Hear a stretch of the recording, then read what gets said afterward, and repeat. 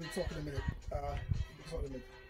Right, so guys, this is my opinion, right?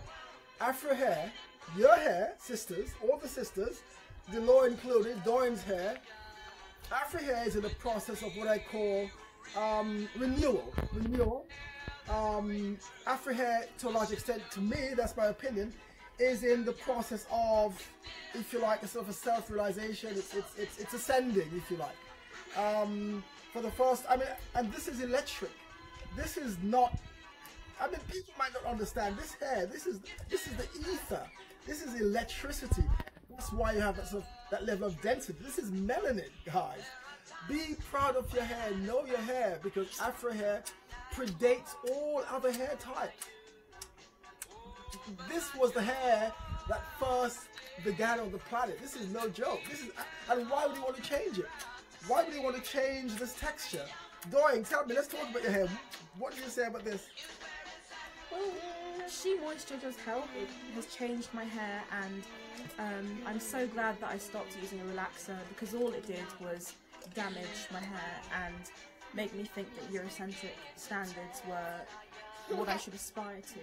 But going natural and embracing my hair as it used to be, its natural form, has made me feel a lot more confident and has made me accept my hair more. And it's also made me appreciate the historical movement in order to accept our hair as it is. And we should encourage others to do the same as well. I love that narrative. I mean, Doyin says confidence. Her hair makes her confident. There was a time, Doyin, when black people, no fault of theirs, were ashamed of their hair. What we call now self-loathing. Or was it Afrophobia? Were people scared of our hair, do you think? I think it's part of that. I also think maybe because of colonialism, we had this mindset installed to hate our hair. For example, in Latin America, Afro-Latinas were forced to cover their hair and wear head wraps in public. In British Nigeria, you had to subscribe to the so-called hairstyle, which for our people it would mean hiding our real hair in wigs or straightening it, and often damaging it. And so long to be ashamed of it. And for much of my childhood, initially, I wanted to have straight, long hair, but of course, I realised hair as the hair I was born. And so I've come to love myself by accepting my hair and loving my hair. And it's part of my personal step forward in loving myself again through my hair, and it's helped a lot.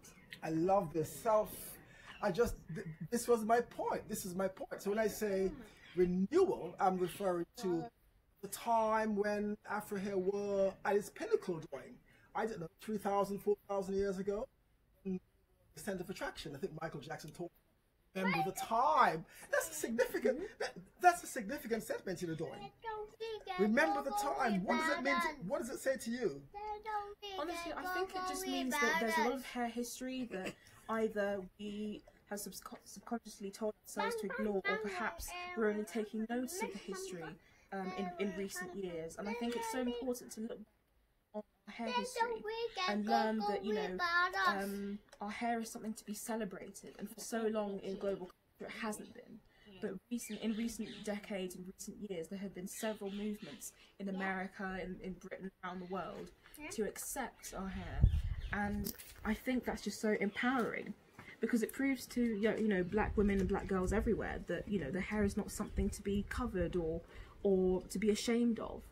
It's something that should be uplifted. It's your crown. It's your natural crown of roses, I think. And so it's important that we instill this attitude into the future generation, so that they don't grow up hating their hair. And I think that's probably one of the most important things we can do for our girls and women as they grow up. Something about this is something. You can sit on the sides now.